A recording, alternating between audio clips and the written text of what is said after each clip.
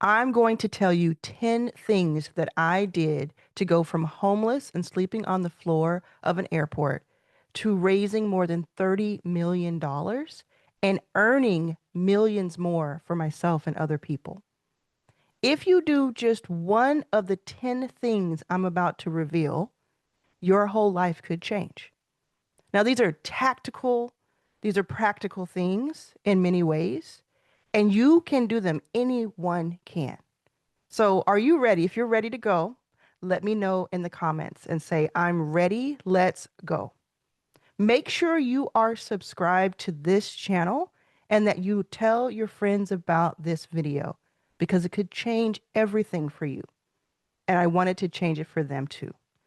Now, the very first thing I did is that I figured out how to network.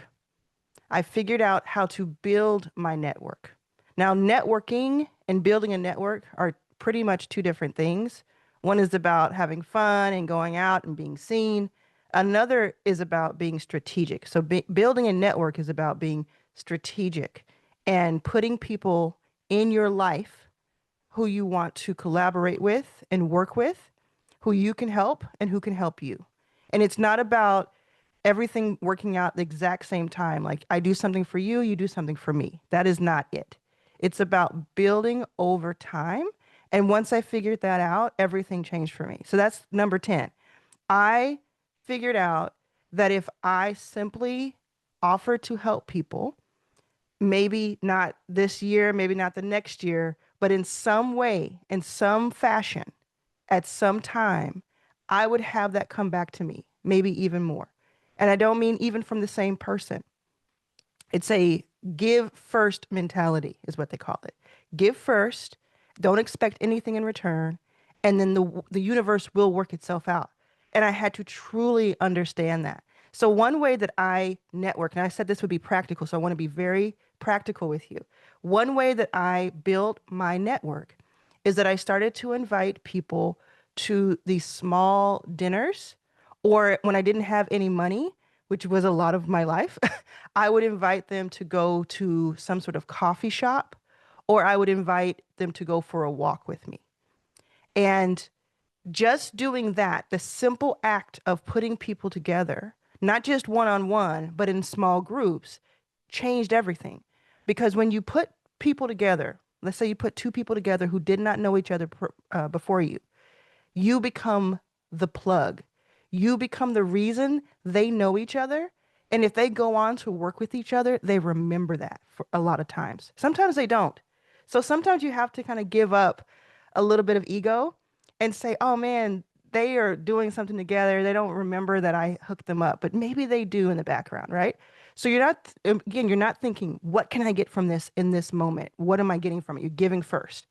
But if you do this over time, if you are constantly connecting people, you have a conversation with this person, you remember them for the next person, and you introduce them over email or through text. If you're constantly being the plug, it will come back to you in such amazing ways. And I mean that so specifically. I did that when I was broker than broke, when I did not know if I was going to eat that day. I still introduced people to each other, either in person or virtually. And that has come back to me so many times because people from 10 years ago, or 12 or 15 years ago, or last week will come back and say, hey, you helped me you introduced me to the person who helped me do XYZ. Do you need anything? Or when I'm looking for something, I might say, oh, I wonder how this person is doing. And I'll reach out. And because they have that good feeling, that good memory of me, they are willing to help out. So this is just one of 10 things you can do. You only have to do one of them. Let me know if that feels like something you can do, is to start thinking about how can I help other people connect with each other. The next thing I did, number 9, which actually should be number 1, but I just wanted to, I wrote down a list and this is the second thing that came to mind. But the next thing I did was I stopped drinking. I had been addicted to alcohol since 21 or so. It may have started earlier than that, but like truly drinking alcohol, I had been addicted since 21. And I did wait till a legal age in the US. I give myself credit for that. I wasn't partying in high school like most of my friends. But I was introduced to all kinds of alcohol at 21 when I went traveling. And whereas a lot of my friends did it for fun, I did it for all kinds of things. I did it as my medicine, quote unquote. I did it as my partner. I had a relationship with alcohol. And that needed to change because it almost killed me. It really almost took my life because I was consuming so much alcohol each day after a few years. By the time I was 30, I was very, very far gone when it came to how much alcohol I would have. And I never in a million years, and this is the truth, I never thought in a million years that I could kick that habit. And thankfully, what happened is at 36 in 2017, I had this idea. I had already started my venture fund, which I'll tell you more about in a moment. I'd started it. I had been homeless. I had gotten myself, into a place where I had a venture capital fund, but I was still had that one vice left, that one thing that was holding me back and had control over me. And so I said, okay, I need to go into rehab or I need to get some sort of help because nothing is working and I can't do this. I can't sustain this lifestyle. So I had this last minute idea of before I spend the money that it would cost and take myself out of play, meaning months or weeks or months in some sort of rehab, let me try one more thing. And that one more thing was a book. And it was a book that I simply had researched. I researched online what book can help me stop drinking. And I found one, there are many of them, but I found one called This Naked Mind by Annie Grace.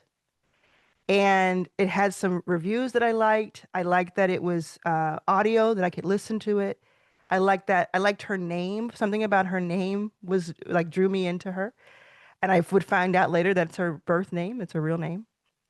And I listened to it for 5 days. That was a 5 day kind of, session. And by the fifth day, I had stopped drinking after 15 years of being addicted. Now, I'm not saying that this will be the same results that you have. I don't know if you'll have those results. I'm just telling you what happened to me. And that not only changed my life, but I believe that it saved my life. Since then, I've gone on to become friends with Annie Grace, and I even brought her to a tech startup event, and we did a double book signing, and we did a fireside, and we work with each other and talk to each other about our businesses, and that has been pretty amazing. So it kind of ties in number 10 and 9 because that connection made. But what that did for me is that it helped me have this clarity and this renewed purpose that I hadn't had. It also proved to me that I was so much stronger than I thought I was. So it made me have that, like I said, that confidence. It helped me say, oh, actually, you can do things that you don't think you can do. You're so, so much braver and much stronger than you think you are. And I believe that for you as well. So that was a big thing. So if you're having any trouble with alcohol or any kind of addiction, especially with alcohol, because I know that book will probably help you in some way, even if it doesn't cure you, quote unquote, of it. I can't make any promises of that nature. But if you have something that is holding you back and it's like this physical addiction, I would highly recommend addressing it because it'll to be relieved of that affliction would will kind of change the game for you. It puts you in a different gear, in a different tier. It takes, it's, it's one of the biggest hacks you can do for yourself. And then you want to succeed. You want the success that's about to come to you even more. Now, number 8, I have to keep up with the numbers here in my head, but number 8 is that I figured out what my zone of genius is. Meaning I figured out what I'm really, really great at and what I also love doing and what also is good for the world.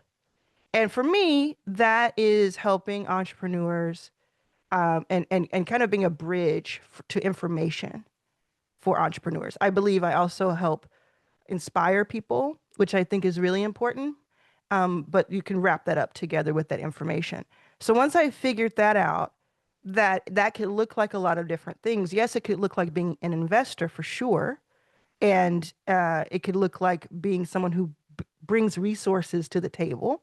It can also look like someone who just teaches how to get those resources for yourself. Once I understood those things, I was like, okay, well, let me tackle this whole venture capital thing. So I started a venture fund and I invested in 200 startups led by underestimated founders, women, people of color, LGBTQ plus. If you want to look it up, you can look up Backstage Capital. You can just look that up on Google, look me up on Google. You can see all that information, right?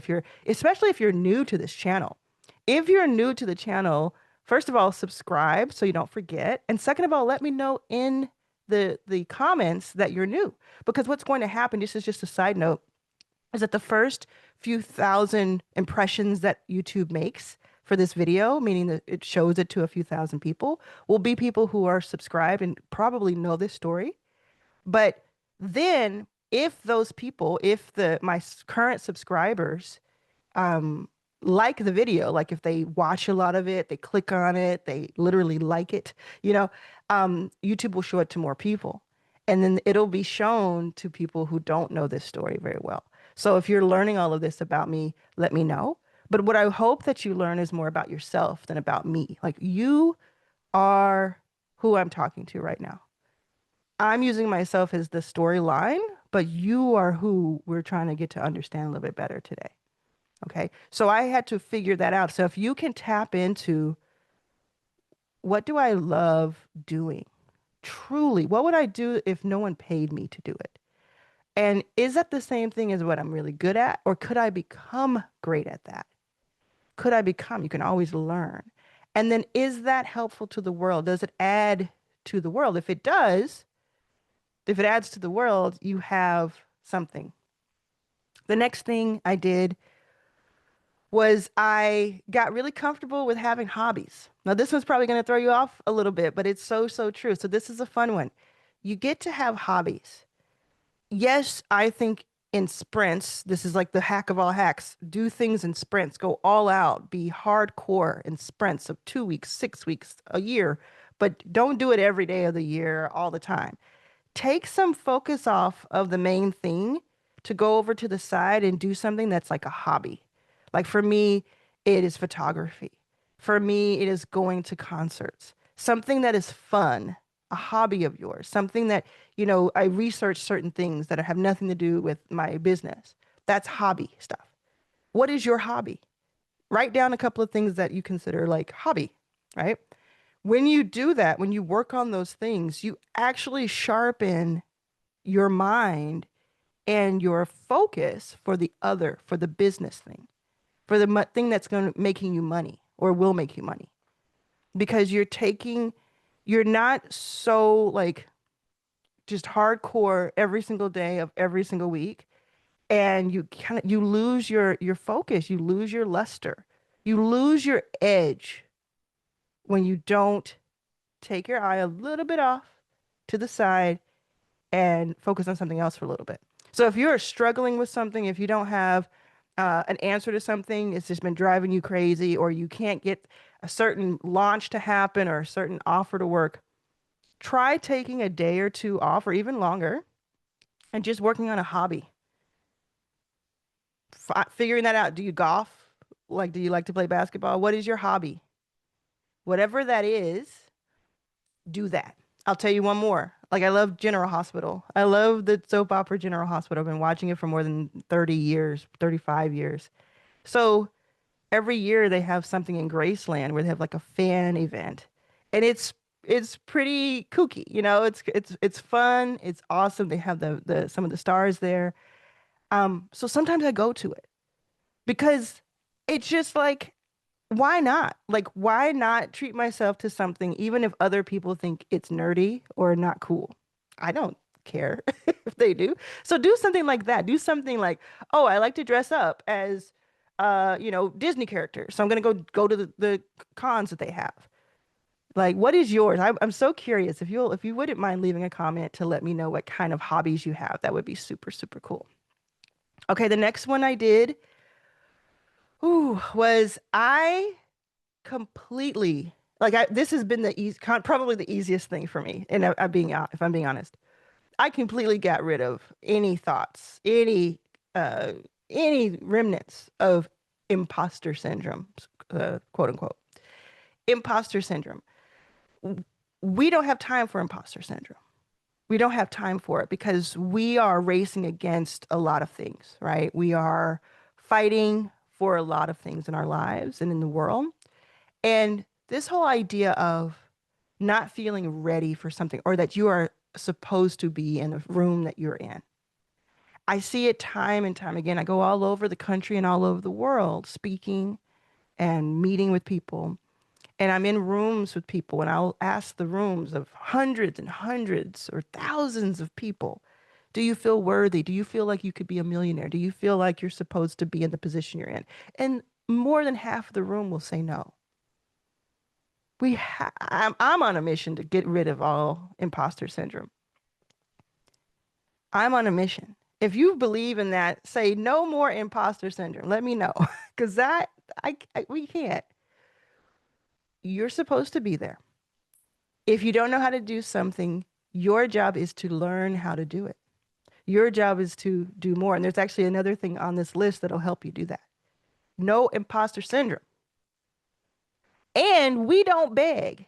I had this apartment in West Hollywood a few years ago. So after I was homeless, after I'd started the fund, and I had this apartment. And it was like I was so excited because it had taken me so many years to get my own place. And on in the living room, which was also my office because it had, two bedrooms, but they were being used. So in the living room, I had a whiteboard. And on that whiteboard, almost the first day, I can't remember, it was like the first week I had the whiteboard, I took out a permanent marker on purpose and took up maybe an eighth of the board. And I said, we don't beg. It was actually like the equivalent of me having a tattoo because I wanted to see it every single day. It was in permanent ink. I wanted to see it every single day. No matter what, we're not begging. And I said we because it was bigger than me. Because when I represented and I raised money, the $30 million, 25,000, 50,000 at a time over years and thousands of conversations, it was so difficult to do. But when I did that, I wasn't doing it for me. I saw very little of that money. In fact, I invested in the fund. Like I gave more money than I ever got from it. So I wasn't doing it for me. I was representing so many other people who I felt were overlooked and underrepresented and underestimated.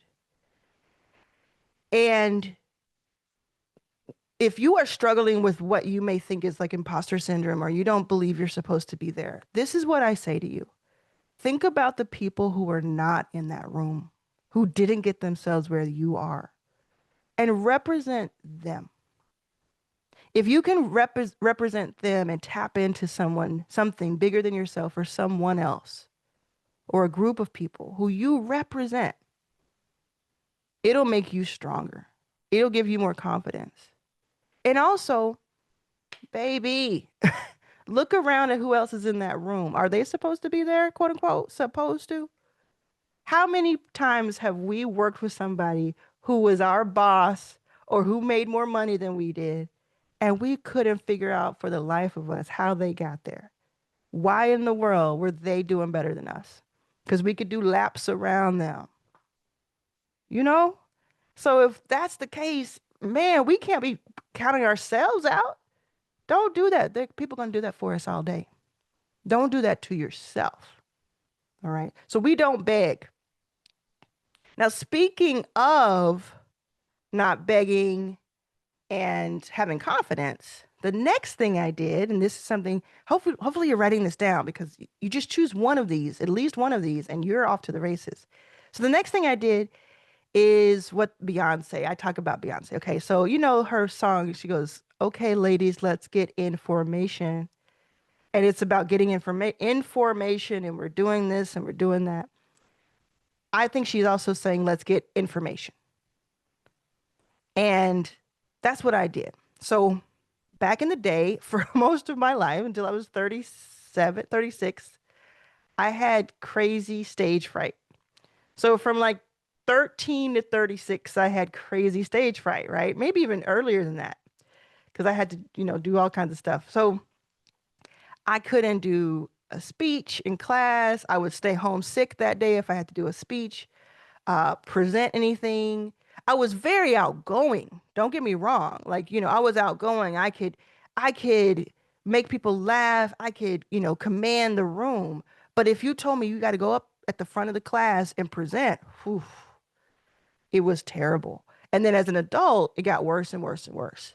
I remember one time I had about 30 of our portfolio companies, so the people we invested in, who were like my people. We were cool. And I had them in one place. We were in Austin. And all I was supposed to do, like I put this whole thing on. I had Google come in and help pay for stuff. It was like this whole thing, but it was at somebody's house, right? And all I was supposed to do was tell the crowd of 30 people or so, hey, we have two t-shirts for you. We have two t-shirts. Like I'm getting a little nervous saying it. And I swear I was sweating. My heart was pounding. It's funny to me to think about that today because of how much speaking I do now in front of thousands of people at a time. But I had the worst time, and then I did it. And so I had my business partner and friend Christy. I said, you got to stand next to me. You got to say the rest of it. So I said, okay, everybody, because they were looking at me to talk. They were looking to hear from me because I had just gone from sleeping on the floor of an airport, and in just a small amount of time, I had found money for them to live out their dreams. So they were looking to me, and I couldn't even tell them with confidence, we have t-shirts for you. I'd paid for them I'd helped them get to that location. And I knew from that event, I knew from a couple other things that happened where I was left out of the situation. I did not get to do some cool stuff because I had to turn down speaking invites. I knew that I had to make a change. I dreaded the idea of speaking in public. I thought maybe I could get away with only speaking online for the rest of my career and life. I really thought that. But I knew something had to change. So I gave myself in 2017, in 2017, I said, you're going to say yes to 3 events. And I thought at the top of 2017, actually, I'm going to do so bad, so poorly. This is going to go so wrong that finally I can get people off my back and I can say, look, I tried in 2017. It didn't work out. I tried my best. What ended up happening, though, and this is a shorter version of something very long that you can get in my book, It's About Damn Time. This is my first book. This has a whole chapter about it. I have 3 books out. But what ended up happening is I was actually quite good at it. And then I was actually really loved it. Because let me tell you what happened. Let me tell you why. Because if you have stage fright, if you're like me, there's probably nothing anybody can say to you to force you to stop having stage fright. But I can tell you what happened, okay?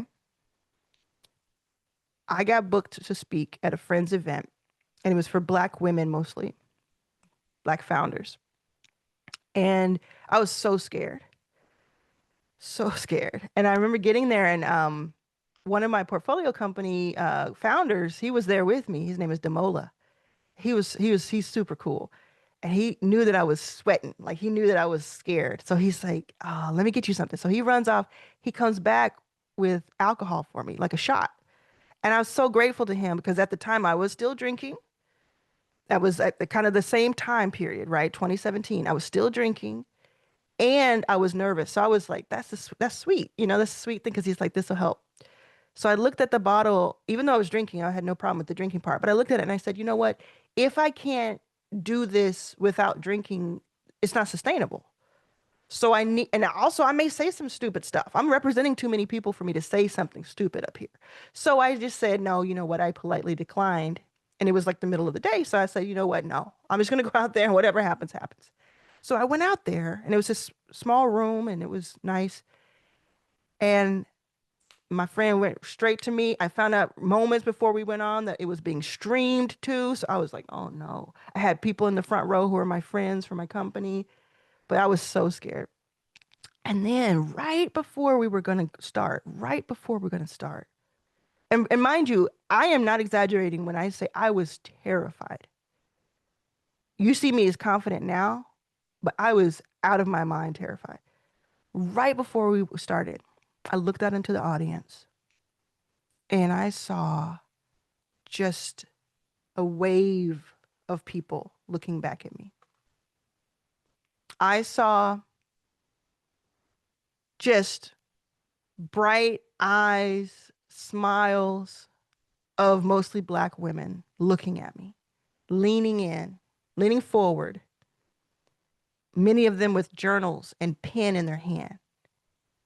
And that's when I realized that this was not about me. Most of the best revelations I have in life are about like, oh, this isn't about you. Same thing with YouTube. It's not about me. Same thing with this video. It's not about me. That's what I learned. I said, oh, it is about them getting information. It is about them being in this room. And if I can help them in any way, that is the sacrifice of being a little scared is nothing. It is worth it every day of the week. So something flipped. I would go on to, for a few months, still be pretty scared before I got on stage, so much so that I'd have to tell the audience, hey, I have stage fright and work with me. But I kept going. I kept getting booked. I kept going. And in the book, it's about damn time, by the way.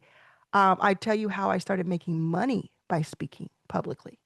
So it's actually a really good thing to do if you want to do that, whether it's making money to speak or you're helping to sell your offer or your business or whatever the case may be. Sell your product. And from that point on, I was off to the races. And there's a whole story about how my rate went up, in different ways. That's kind of a cool story. But basically, I did that. And people ask me, how did you go? How did you get that, go from being so scared? Let me tell you what I did. Once I realized I needed to do this, I said, well, how can I get an edge? How can I do on stage what I do in my career, which is like I command the room, I understand.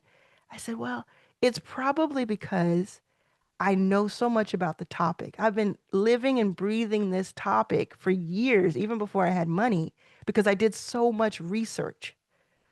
So I said, before I go and speak on stage, whatever the topic is, I'm just going to learn everything I can about the topic. And if it's the same topic, great. I'll just learn the latest and the latest. So, of course, I would start to get booked for the same thing, to talk about entrepreneurship or talk about investing or raising money or whatever. But that kind of thing evolves. So before every time I spoke, and still to this day, depending on the topic, now it's more about entrepreneurship. How do I make money online? All of those things. I'm going to study up until the point I get on that stage. And I'm going to have the information, like Beyonce says. I'm going to have the information. Therefore, this fear, this underlying fear of mine of sounding dumb, of not knowing what's going on, of getting caught up, it's a little bit better. It doesn't mean that I still won't have the physical reaction. Again, in this book, I tell you exactly how I got over stage fright, so I highly recommend it. But it doesn't mean I won't still have some of those things happen. It just means that I am so much more prepared. And today, the largest group I've spoken in front of now is 20,000 people at one time, 20,000. I put on an event now each year that has 2,000 for now. It's called Your First Million Live. We're coming back April 8th and 9th, 2026 to Beverly Hills. I'll tell you more about it very, very soon. If you're watching this anytime between October 2025 and April 2026, just go through my channel and find the videos about Your First Million Live so you can come join us and be there in the room. But I put that on. I spoke 15 times at that event, meaning because I interviewed so many people. So you get confidence by having the information. The next thing I figured out and did is I figured out this phrase that is like my signature phrase. You may have heard it. Be yourself so the people looking for you can find you. If that resonates with you, please type it in the comments for me and make sure you're subscribed. If you haven't subscribed up until this point and you're not a subscriber, this is probably the moment to do it. Just take a moment, pause it, do what you have to do. If you're on your TV, you can use the remote to click up and subscribe. If you're on your phone, which half the people who watch my videos are, you can quickly take your phone out of your pocket or wherever you have it and press that subscribe button. It really does make a huge difference. It really does. And it's a big experiment that I'm doing. The more people who subscribe on a video, the more the video is shown to other people. And let me stop for a moment while I get into these the hacks of all time. Okay. In my lane of info education about entrepreneurship and making money, most people in my lane are men. Most of them are white men. It's just true. I'm not trying to stir anything up. I'm just telling you the truth. Just like when I got into Silicon Valley and startup investing. And many of them have done incredible things. And I mean, if you look at my subscriptions, a lot of my subscriptions are those people. I learn from them. I really enjoy their content. But there are some there's some Black and Hispanic and white men who have anywhere between 200,000 and 1.5 million subscribers or even more who are teaching things. And I feel like we need more representation of me. Black gay woman. Yeah, I'm gay in case you didn't know. Hey, if you don't like that, bye. Don't care. But if you do love it, hey, representation. But how cool would it be if the words that I got to say, if the words that Rachel Rogers got to say, Danielle Leslie, Terry Ijeoma, the Budgetnista, what if the words that we said, Stephanie Perry, like I keep going, what if the words that we said got as much of amplification as these other guys? Not saying that they are bad, saying that there needs to be more of us in the world too. So that's what you do when you subscribe. That's what you do when you share a video like this. And I would have, if I could guess, I would say about 25 to 30% of the people who press play on this video are seeing this part. And depending on how many thousands of people watch this over time, that could be an army. That could make a big difference. So go ahead and subscribe if you're not already. If you are already subscribed, thank you so much. Go ahead and share it with somebody. Share it with your audience. Share it with somebody who needs to hear this. Now, the next thing I was talking about is be yourself so the people looking for you can find you. What do you know about some of your favorites? Think about who your favorites are. Is it Beyonce? Is it LeBron? Is it someone passed away? Is it a completely different person who's not in entertainment? You know, business person that you love? Is it your mom? Is it your, like, who is it? 3, 4 of your favorites. One of the things they have in common with each other is that their authenticity shines. Another thing that they have in common is that they have, a lot of times, not every time, but they have opinions loudly. So let's talk about the people I just mentioned, these guys, right, who have made millions, tens of millions, sometimes hundreds of millions of dollars. One thing I can tell you about them, and this is something that you, I believe, should take on, is what I learned, is that they have strong opinions. And they're not afraid to say those strong opinions out loud, publicly. So they have strong opinions loudly.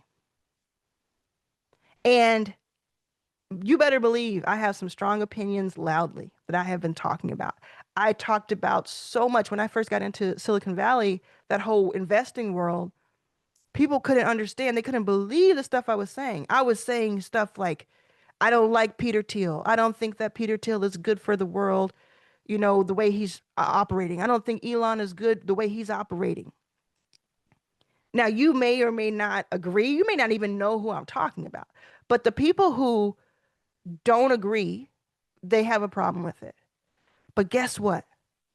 The people who agree found me. They were like, oh, she is speaking my language. That's that siren call. I'm hearing from someone who shares my opinion, who maybe even looks like me in some way or reminds me of somebody I know. And they're in a position of power with these other guys. Whoa, I'm going to start listening to her. So where you found your zone of genius, you know what you're offering, all of that, when you pair that with having strong opinion, not making up opinion to be controversial, but simply stating your opinion about something. It doesn't even have to be about politics or race. It could be about, I don't think this SaaS product is good enough. I don't think this tech product is cool. I don't think ChatGPT is the front runner. You could have an opinion of something that's in your lane and put that flag in the sand and say, this is what I believe. You can change your mind, but talk about why you changed your mind. Do you see what I'm saying? Does that make sense? Having an opinion and expressing it out loud, it's going to bring haters. But more importantly, it's going to bring the people who have been looking for you this whole time. Those are your potential customers and clients, and they're the ecosystem that you want to build. You don't, it's kind of good that you get the haters too, because you don't want an echo chamber. You don't want just to only hear, yeah, you're right. Yeah, you're right. That doesn't build us. It doesn't make us stronger. Hearing a little bit of both, it's like, oh, cool. Or hearing people say, I don't know, I got to push back on you a little bit. That's good. If you're stirring up opinion, if anything I've said in this video has made you upset about drinking, about being gay, about Elon Musk, any of that, if any of it has made you feel a certain type of way that's agitating to you, that's actually good because you're still here and it's making you think and it's making you remember me. And it's all what I believe. I don't have to go out and guess and make up stuff because it's what I believe. And by the same token, the majority of people watching this or listening to me or buying my book or being a customer agree with me on most things, not all, but most. And that is because I was able to put it out into the world and they were able to hear that and come towards me. So you become this magnet of your ideal customer by simply stating your opinion of things. How cool is that? By the same token, think about those people that we talked about were your favorites again, especially in entertainment and business. Think about your favorites. Again, could be family members. Another thing that they have in common, most, not all, is that they have also been vulnerable in public. So when I tell you about being an alcoholic, having that addiction to alcohol, being homeless, sleeping on the floor of an airport, all of that is vulnerable. I did not talk about that um, very vocally at the beginning. I didn't. I thought it was needed to be to myself. I didn't want people to think poorly of me or to have an opinion of me, of my personal life. But again, what it did once I finally decided, okay, I will tell people, like it was kind of like outed a little bit about the homeless thing about a year after I started, my fund, because I had an article in Inc. magazine on the website that they asked me about it. It was like we did 3 interviews on the phone. His name is Sal. I still remember that guy 9 years later. He's awesome. And we did 3 interviews. And we talked about everything. We talked about the ecosystem, about investment, we talked about everything. And in one little sentence, I said, "Oh yeah, it was last year I was homeless because this was 2016." I was like, "Last year I was homeless. I slept on the floor of the San Francisco airport. I slept in Airbnbs. I slept on people's couches.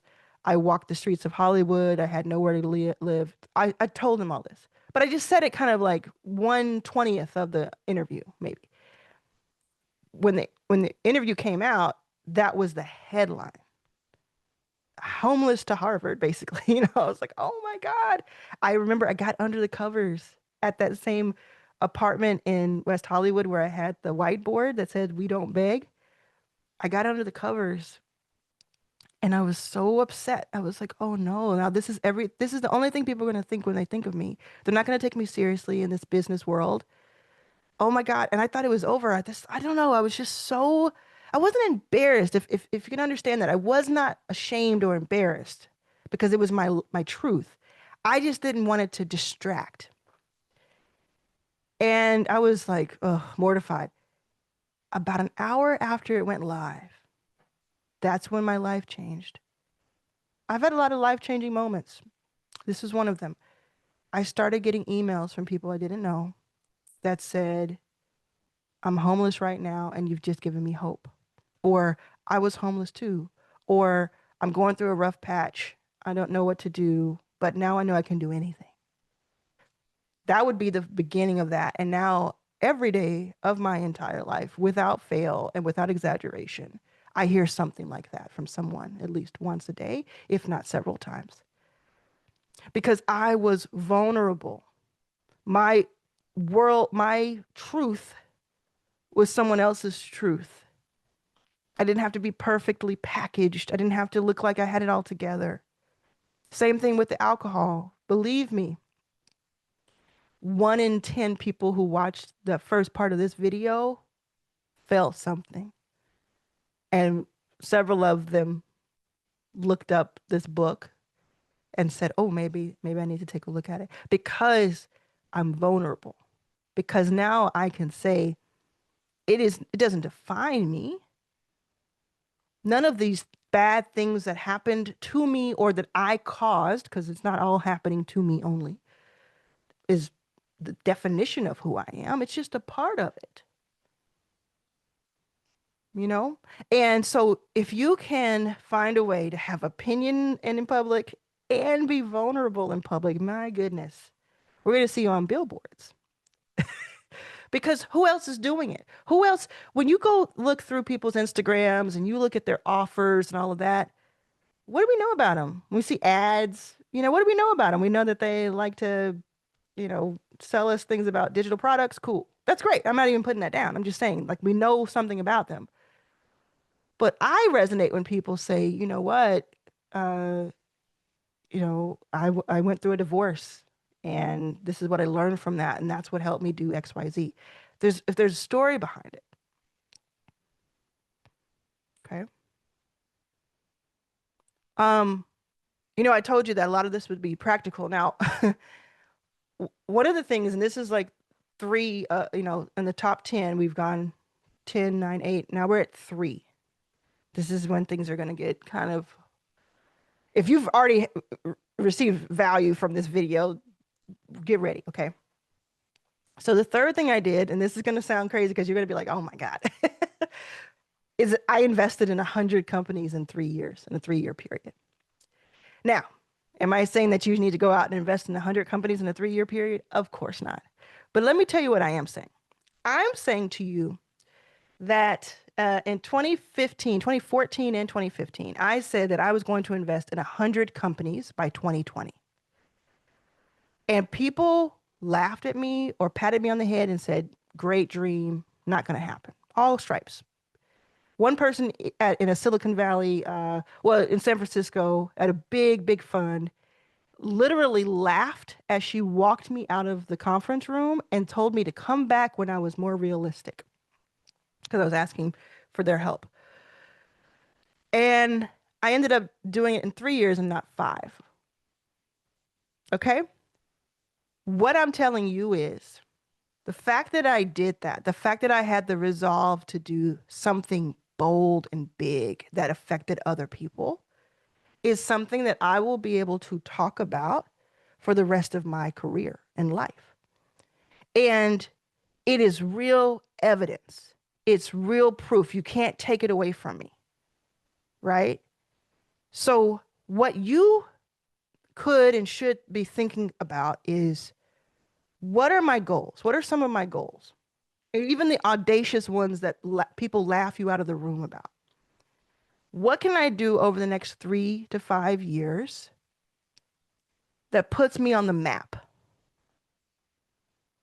Do I need to play small, or do I play small for 50 years, or do I play big for 5 years and that sets me up for 50 years? Now, some people will get that and some people won't. It'll go right over your heads and it'll be like, okay, cool, I'm going to keep doing what I'm doing. But for the people who get that, I want them to know, I want you to know that if you can set your sights on something, and again, it has to be authentic, please. But if you can set your sights on something that most people think is impossible to achieve because they wouldn't do it or couldn't, you will be setting yourself up for the rest of your life, financially, fulfillment wise, etc. And it doesn't have to be, I invested in 100 companies or I did anything of 100. But I want you to write down what the boldest thing you can think of that does not defy the laws of physics. You know, like, I'm going to fly across the world. Maybe you create the jetpack that does that. So don't let me stop you. But really think about, what is it that you like when we're talking about like our zone of genius? What is it that you really want? I knew in 2014 and 2013, et cetera, I knew that I wanted to invest in underestimated founders. I called them underrepresented at the time, because less than 10% of venture capital funding goes to anyone who's not a white man in the United States. So I thought that that didn't make sense because they only make up 30% of the United States. So for me, it was, we're going to get resources and capital into the hands of these founders because it is what is right. And it is what is going to probably make me rich because they're so innovative. So it's a smart business move. Pretty simple, right? I talked about this on the Tamron Hall show last year. It's pretty simple. And to take it even further, because there were so few companies at the time, 10 years ago, funded in that category, I needed to seed the ecosystem. So not only did I need to make investments, but I needed to do it at large in bulk because there were so many viable options. So when you say 100, because I've invested in 200, mind you, right, to this day. But when you say 100 investments, that's not just like, oh, you're black, let me give you money. That, what I knew that meant was I was going to have to see thousands of companies to make the 1% investment. And I took on that and said, yeah, we're going to do that. And then I put together people, and people came to me. They found me. They were attracted to the mission, to the person, to the bigger picture, to the founders. And as a team, we did that. But I invested in the first 30 or so by myself. I had office hours, uh, virtual office hour. I got on Southwest planes and just went to people. So what is that big audacious goal that most people say is impossible? Now, we have reached the number one thing.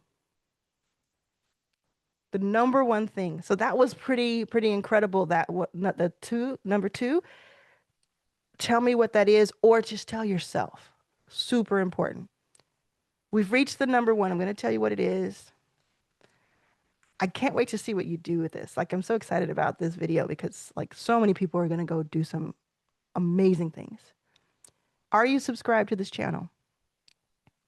Before I tell you number one, are you subscribed? And second, look in the description below you get a free gift from me. I'm giving you a free custom GPT that you can type in anything about your business, about your offer, about starting a business or starting a YouTube channel or whatever, and it'll help you. It's trained on all of my downloads, and it'll help you as if I were in the room with you and you paid me a lot of money just to consult you. And you get it for free. It should cost $2,000 to $5,000, honestly, but you get it for free. So it's in the description below. Click on that now so you can have it ready when this video is over. So the number one thing, what did I do? What changed it for me? You know, what I love about this is that not only is it the number one thing, but it's probably the easiest, quote unquote, I'm putting air quotes up for those only listening, simplest for sure, but it's the most powerful. Remember, we don't beg. We are hungry, not thirsty.